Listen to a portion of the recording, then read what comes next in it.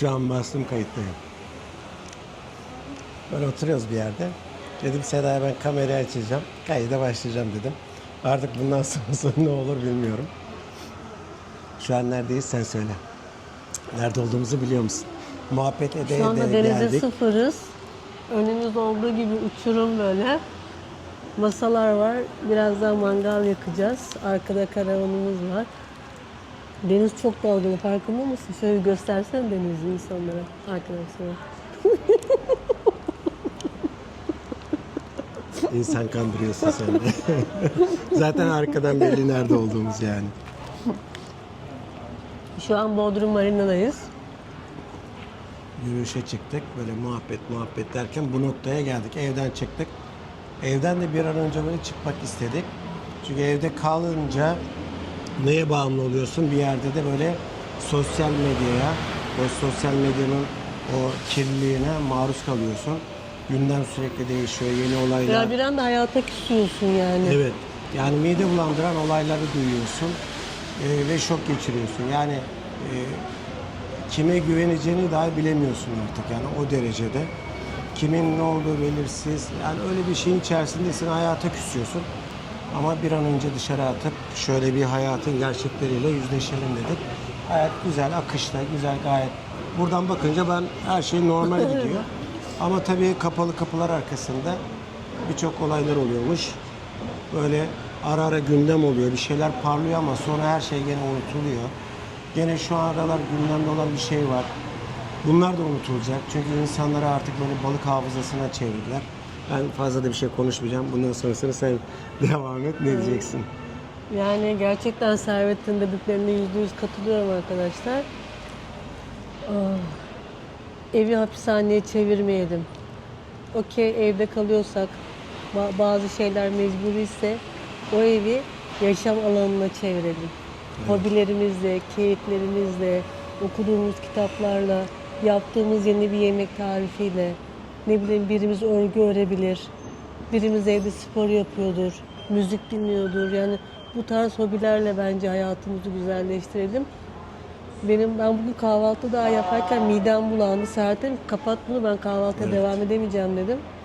Ve artık bu konuları kapatalım dedim ve dışarıya çıkalım, hayatımıza bakalım dedim. Yani işler acısı. Evet. Konuları anlatmaya gerek yok. Hepimiz gündemin içindeyiz zaten. Ya Ve bunlar bize dayatılıyor yani. Biz sanki bunları öğrenmek zorundayız. Bilmek zorundayız. Yani bildik, ne yaptık, ne yapabiliyoruz? Çocuğum neredeyse ben bunu okula gönderemeyecektim. Evet. Yani bu psikoloji nedir ki yani? Gerçekten normal değil. Ya bir anda böyle bir şey oluyor. Gündem değişiyor. Öyle bir şey ki bu insanın hayatında gece uykusuna bile etkiliyor. Yani bir rüyasını bile etkiliyor o derece. Dediğim gibi fazla da bir şeyden üzerine durmamak lazım. Çünkü bu giderek insanların ruh sağlığını, psikolojisini, kaygılarını giderek böyle arttırıyor bu tarz olaylar. O yüzden de üzerinde fazla durmamak lazım ama ne yapabiliriz ki? Yani çözümü gene bu işin içinde olan insanlara bırakıyoruz. Yani o derece kirlenmiş dünya. Yani şöyle, şu kahveyi içiyoruz mesela diyelim ki. Bu kahvenin içinde ne var? Bu kahve nereden geldi? Kanlı Evet. para mı? Kanlı kahve mi? Ya saçma sapan. Evet. Düşün, geçen gün biz tatilden gelirken ismini vermeyeceğim bir köfteciden et aldık. Arkadaşlar yani marka da bilindik bir marka. Biz eti Servet'le yiyemedik. Yiyemedik. Ben dedim bu ya. normal yediğim Bu kuzu eti değil dedik. Bu başka bir şey dedik arkadaşlar. Eti yiyemedik. Eti yani yiyemedik. bizi bu hale getirdiler. Yani şunu yapmamız mı lazım? 300-500 metrekare bir tarla alıp gidip kendimiz ekip, biçip onları yiyeceğiz artık yani. Günümüzde bu hangi günde bu yapılabilir? Hiçbir zaman. Evet. Zaten yani onu yapmaman için Zaten elinden yapmaman gelen için yapıyorlar. her türlü zorluğu koyuyorlar zaten. Neyse artık. Ne yapalım? Biraz hem böyle bir yürüyüş yapalım. Hadi Fazla da bakalım. bu konuyu uzatmak istemiyoruz. Bu konulara girmeyelim. Olay Yani bitmiştir, üzülmeyelim. diyelim. Ya işte ne bileyim bazen böyle belki de işte iyi görünerek kendimizi iyi hissetmeye çalışıyoruz. Yine içimizde. Dün pazardaydık mesela. Gayet güzel bir pazardı.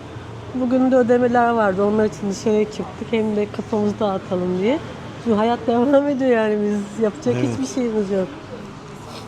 Ben bu arada şöyle kameraya ara ara bakıyorum da gözlüğümü takmadığım için. Yakın gözlüğümü. Benim gözlüğüm yok, Sen tabii kendini takamadım. görüyorsun değil mi? Görüyorum. Hayır, ben görme gözlüğünden dolayı. İyiyiz değil mi şu anda? Güzel güzel. Biz ne zaman kötü olduk ki? Her zaman iyiyiz. Evet. Böyle bir yürüyüşe çıktık arkadaşlar. Şu Elimizde anda kahveler. Önümüzde bak hemen şöyle bir dostumuz da gidiyor. Hemen bulurlar bizi. O da öyle hava almaya çıkmış. Zaten kendisi de zaten sokaklarda yaşıyor böyle. Bak bizi bekleyecek. Evet. Deliler delil arıyor. Koku arıyor. Evet. Devam edelim. Şey yapalım Seda, şurada ileride bir taşlı sokak var ya. Ha, Bir o evet, sokağa doğru, girelim. doğru. O da sokakta. Oraya gösterelim. Evet, oraya bir girelim. Hem sohbet hem muhabbet. Bodrum Orası. Marina'da alışveriş çılgınlığında kendilerini kaptırdılar diye başlık atmışlar. Kahve sadece aldıkları şey. Aynen aynen.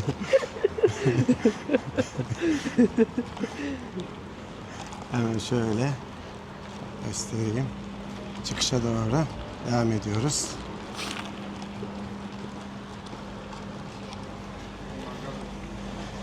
Çöpümüzü atalım. At bakalım çöpünü.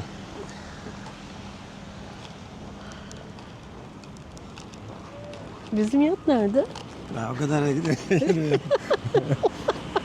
Şöyle, gerçi Bizim bu yat tarafı- yata kalmış. Bu tarafı çekmek yasak galiba. Bilmiyorum, bu tarafı çekmiyoruz. İşte dediğim gibi çıktık sokağa, attık kendimizi. Hem sizi de böyle gezdirelim dedik. Bodrum sokaklarında. Başka gidecek yerimiz yok. Fazla bir yerlere de artık kıpırayamıyoruz. Uzaklaşamıyoruz kokumuz kaybolmasın diye. Şu anda bulunduğumuz yerler burası. Dediğim gibi evden çıktık. Sabah zaten İsmet'i okula bıraktık. Kahvaltımızı yaptık. İşte bu işte gündem falan filan derken içimiz sıkıldı.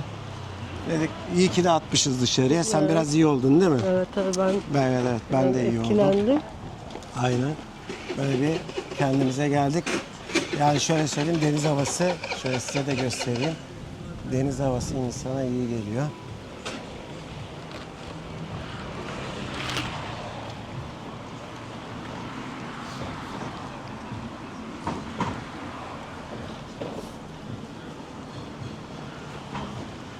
Şu sokağa giriyoruz.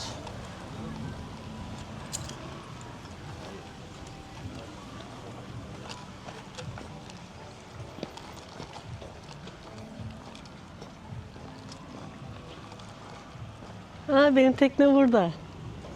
Evet. Onu bir yere bakıma sok da Sokalım hemen. balığa çıkalım.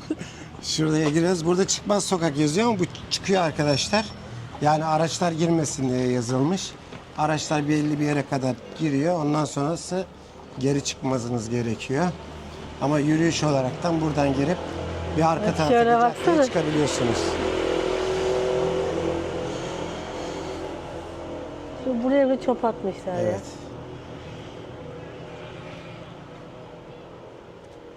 Çeşme akıyor mu? Akmıyor. Akmıyor. Kapalıdır. Eskiden akıyordu. Ah, o eskiden o çeşmelerden ne sular aktı. O eski halimden eser yok şimdi bak. Burada da. Aha, içinde böcekler, şeyler var. Olur, normal. Yılan balığı var. Abi ben burada balık tutayım. Var mı Olmaz balık? Olur. Olur. Yaz geliyor, her yerde balık tutma yeri arıyorum kendime. Bir gün balığa gidelim Servet. Arkadaşlara balık videosu çekelim ha. Gidelim.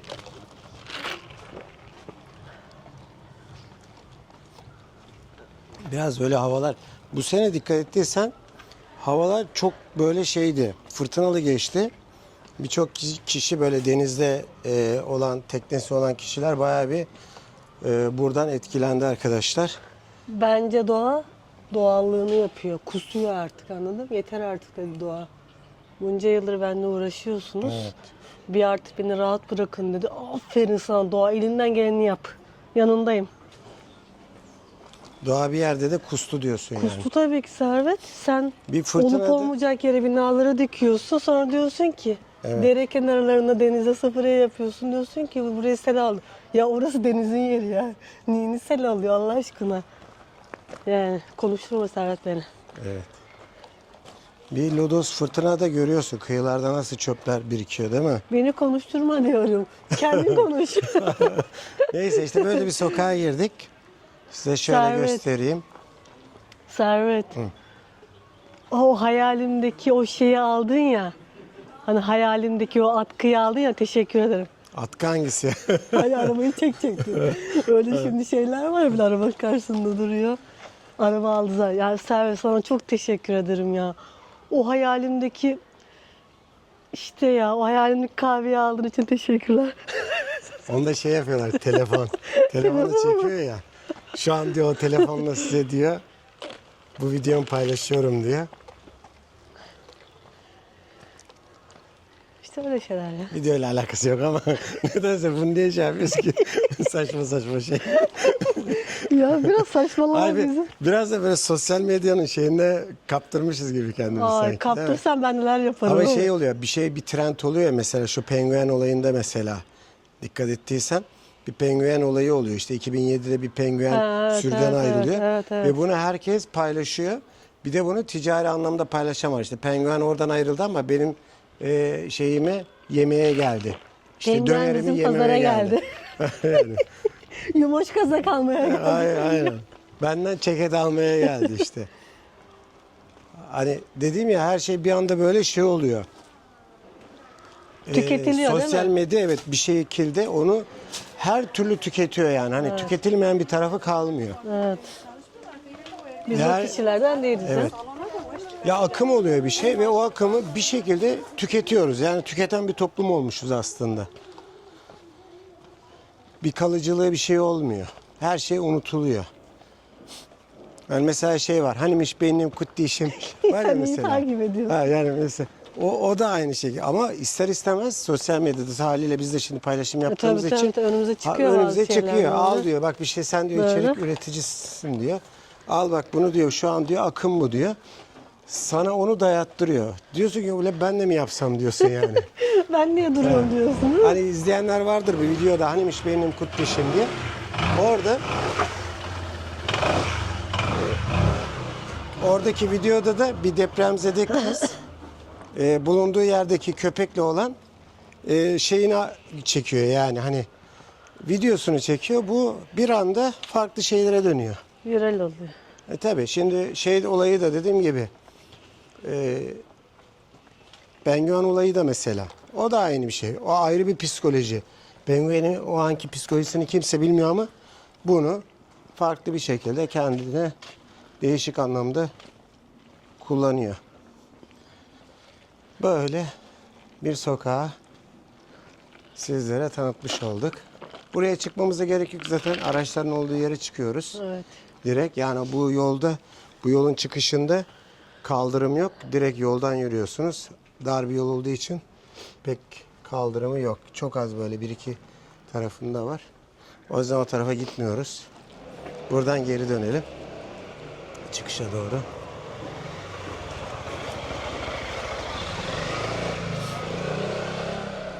Bodrum'un ilginç sokaklarından birisi. Böyle taşlar yerde.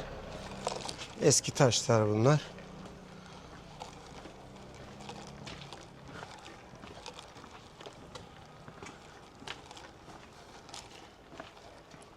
Şu duvar bile bayağı bir eski yapı.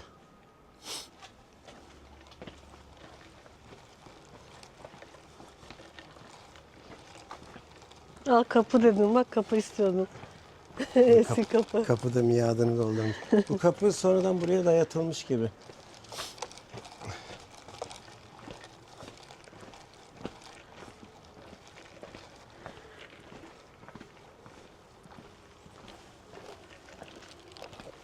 Elimizde kahve böyle. Soğuk kahve aldık. Şöyle. Sen içememişsin hiç. Hı? İçememişsin. Kahveni. Yo, ya ben bir yandan herhalde kamera tuttuğum için yavaş yavaş içiyorum herhalde onunla. Biz bayağı oldu değil mi bunu içmeyeli? Hatta Evet, bu evet, ama kışın- güzelmiş. güzel. Bir de şey yürüdük. Biraz böyle vücudumuz ısındı. Hava da sıcak. Bugün herhalde şu an ben hissettiğim 17-18 derece var değil mi Deniz sıcaklık? başladı bence, deniz mevsimi. Evet. Şey ne dedi o abi, dünkü abi, Zemheri Ne zaman Yani düşecekti? zemheri ve işte cemre düşüyor. İşte bu ayı sonuna kadar cemre bitmiş He. oluyor. Yani havaya, suya, toprağa Toprağa. düşerek bir ısınmaya başlıyor. Yani şöyle söyleyeyim, güneş ışınlarının artık yatay değil dikey duruma düştüğü an. Bildiğim bu yani. O yüzden de suda ısınıyor, toprak da ısınıyor. Yani bahar havasına giriyoruz artık. Evet. O yüzden de böyle serinlemek için de buzlu kahve aldık. İyi oldu bizim için de. Tabii iyi oldu.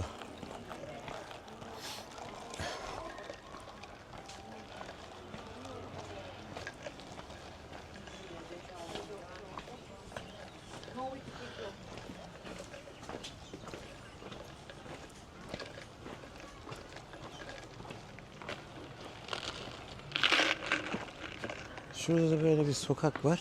Ama sokak dediğim haneye giden sokaklar. Bir eve geçiş yaparken diğer evin içinden geçiyorsunuz. Bodrum'da böyle diğer çok bahçeli evlerin olduğu yerler var. Böyle evinize girerken aynı şey gibi düşünün, site gibi düşünün. Bahçenin içerisinden geçiyorsunuz. Başka evler var. Baksana evet. Bu olay çok güzel. Dökülmüş iyicene sarmaşıklar. Duvarı adeta kaplamış.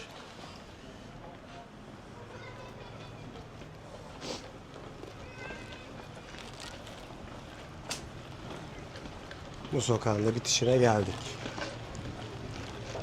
Bir videonun daha sonuna geldik.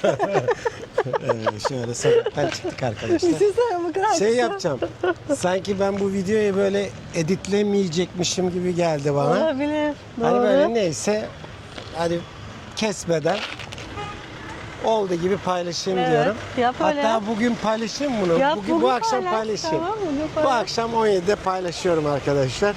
Siz de belki bu videoyu diyeceksiniz ki güncel video yani. Bugün ayın 5'i. 5 Şubat 2026 değil mi? 5'i.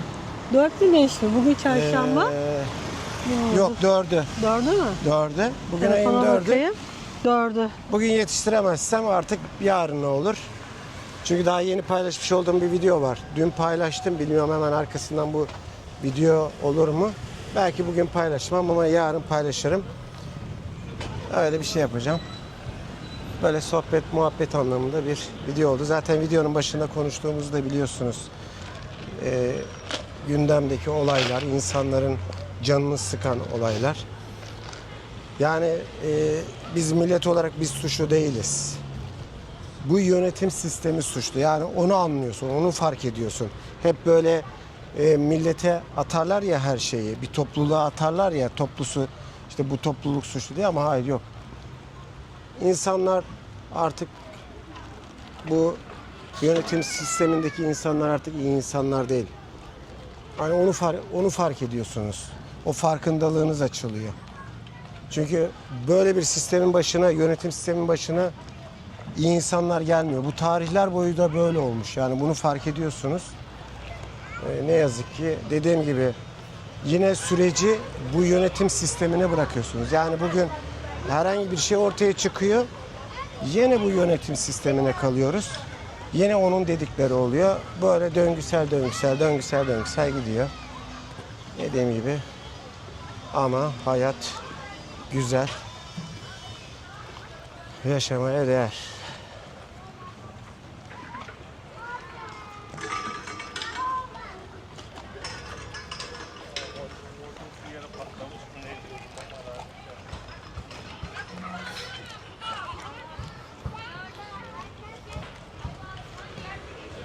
Bir yandan yürüyoruz. Bir yandan da sizlere böyle teknelerin olduğu yeri çekiyorum. Bir yandan da kahvemi yudumluyorum.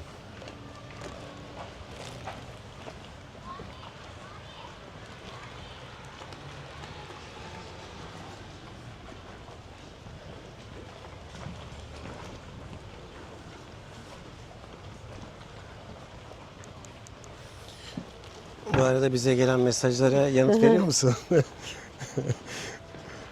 Bazen Seda yetişemiyor. Bazen de mesajlara ben yanıt veriyorum.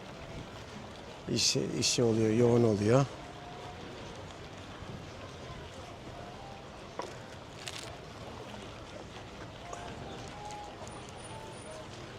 Şimdi şöyle denizi çekeyim size. Yani bayağıdır bir fırtına, böyle rüzgar, lodos olduğu için deniz şu ara çok pis bir durumda yani. Bu kadar fırtınaya, bu kadar lodosa bunun olması normal diyeceğim. Çünkü etraftaki sağda solda ne kadar çöp varsa hepsi bu denize uçma ihtimali olduğu için haliyle, çünkü sonuçta şehrin içerisi ama öyle ama böyle herkes yürürken bir şekilde çöpünü atıyor. Sigara izmaritini atan oluyor. Çöplüğün etrafından uçuşan çöpler oluyor. Tozu var, toprağı var, bakımı, tadilat yerleri var. Oralardan uçan tozu toprağı böyle denize ulaşıyor. Haliyle de denizin durumu şu anda bu. Evet.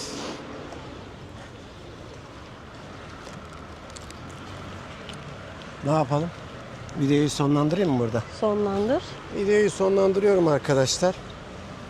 Ha, belli de olmaz. İleride biraz daha gezeriz. Size birkaç Saat tane kaç? daha sokak gezdiririm. Saat 3.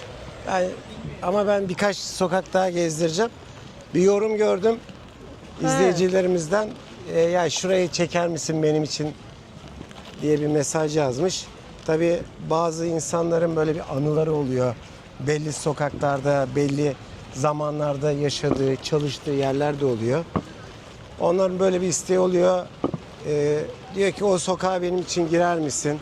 O sokağa çeker misin diye istekte bulunuyor. Seda birazdan baksın oraya hangi sokaksa. Belki de o sokaklardan birkaç tanesini de çeker. Sizlerle paylaşırız. Hatırlayamadım ki ben hangi sokaktı. Ben öyle bir yorum gördüm böyle geçişte. Sen Yeni mi? bakarsın. Yeni olabilir. Evet. Seda bir baksın. Videoya da onu koyarız. O sokağa gireceğim yani. Evet, şöyle bir sokağa girdik. Sezon da geliyor ya, birçok yerde tadilat var Seda. Çok gürültü var değil mi dışarıda? Bak şurada satılık butik otel diyor. Tiana Butik. Burada bazı pansiyonların isimleri değişmiş Seda. Onu fark ettim ben. Yani dediğim gibi zamanla herkes değişiyor. Mülkün sahipleri hep aynı kalmıyor. Burası Kale Otel diyor. Tam bilmiyorum, hatırlayamıyorum ama bir izleyicimiz belki bu Kale Otel'den bahsetmiştir. Bu sokağa girdik. Mikrofonu da takmadım. Bak şu an ne güzel kuş sesi değil mi? Evet. Böyle bu sokağa girdik. Şöyle girdim. Biz yeri de göstereceğim. Zaten direkt bu Leman'ın olduğu yere çıkıyoruz. Sağ tarafta da Sensibar var. Artık orası yok. Sensibar'ın olduğu yer tarafında dedi çünkü yazan izleyicimiz. Şimdi yoruma giremedim. Bu sokağa girdik. Şimdi bu sokaktan da şöyle bir dönelim. Buradan şöyle dönünce şey var. Durak pansiyon var şurada. Ama biz o tarafa doğru değil. Bu tarafa doğru gidelim. Şu ileriden merdivenlerin olduğu yerden çıkalım. Burası senin şurası mıydı? Burası Ya, alanları. halanın evi şurasıydı değil mi? Ha. Kiracıyı da burada var. Evet. Burasıydı değil mi o? Evet. Bu yıllarımız geçiyor böyle. Ben burayı hatırlıyorum. Yazın buraya geldiğimizde alanlarda kalırdık. Burası Orhanlara ait değil mi? Oranların. Burası mahkemelikti galiba. Mahkemelik. Halen de çözülmedi herhalde. Böyle. Güzelim yer harabe olmuş ama. Tabi şimdi bakım yok, Bodrum'da yaşayan yok. denize sıfır bir yeri var ama Evet. kıymet bilen yok.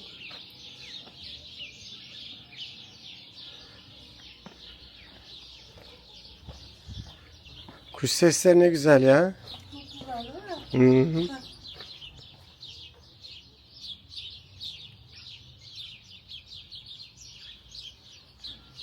Burada ağaç çok olduğu için herhalde kuşların hepsi buraya toplanmış.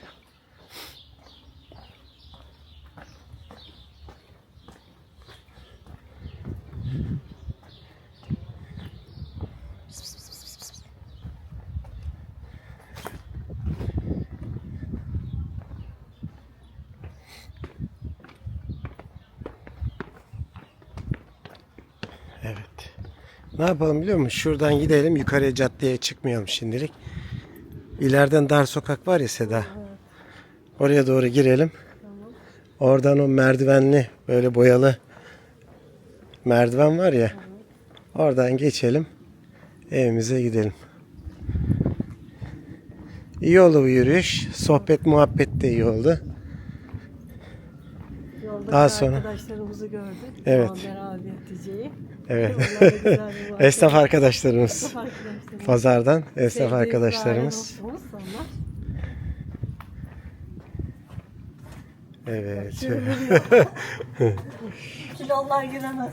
Evet.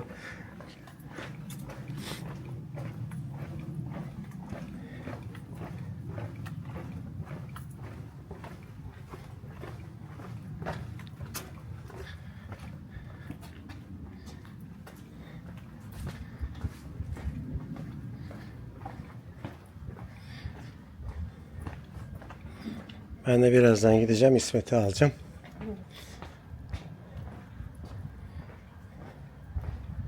Gidelim sıcacık evimize. Dışarıdayken eve gitmek istersin. Evet. Evdeyken dışarı çıkmak istersin. Ama ne oldu? Çıktık şöyle bir rahatladık. Tabii tabii. Keyif aldık. Güzel bir havada Böyle güzeldi böyle yani. olsa. Evet. Sen yürü. Nefes aldık ya, değil mi? Tabii tabii. Önceki videolardan da biliyorsunuz zaten. Ha, doğru, Bu sokağı. çok güzel. Olsun, yeni izleyicilerimiz bilmiyordur. Böyle bir sokak. Şöyle göstereyim size. Bodrum'da her sokak böyle olsa.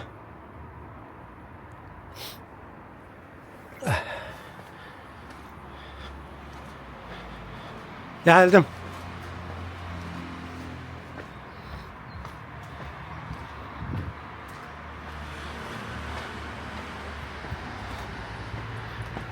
Evet, gürültünün olduğu bir caddeye çıkıyoruz şimdi.